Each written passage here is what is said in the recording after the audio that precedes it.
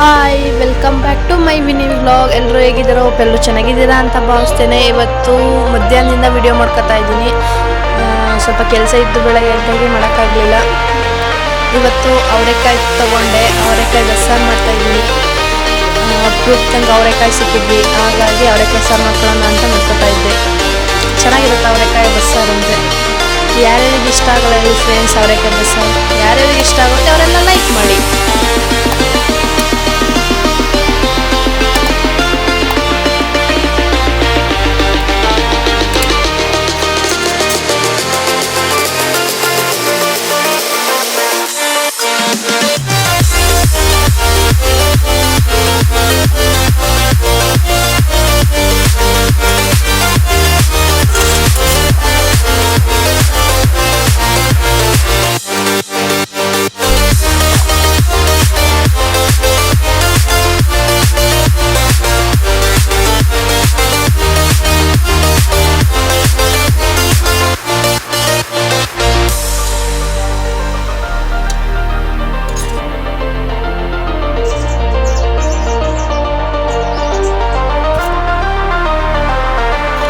ಕಡೆ ಹಳ್ಳಿ ಸೈಡ್ ಅವರೆಕಾಯಿ ಬಸ್ಸಾರು, ಆಮೇಲೆ ಅದರೊಳಗೆ ಚಟ್ನಿ ಎಲ್ಲ ಮಾಡ್ತಾರೆ. ಏನು ಸಕ್ಕತ್ತಾಗಿ ಇರ್ತದೆ.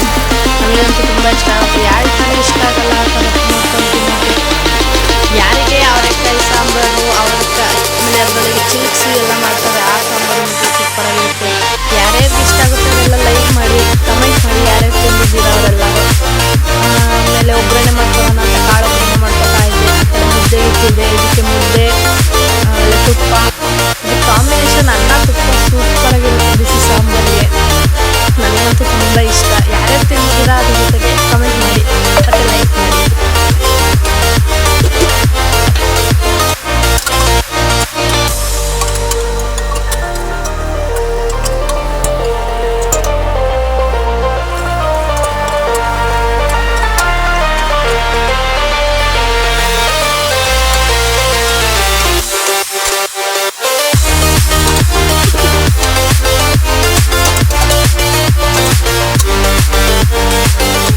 ಒಗ್ಗರಣೆ ಮಾಡ್ಕೊಂಡಾಯಿತು.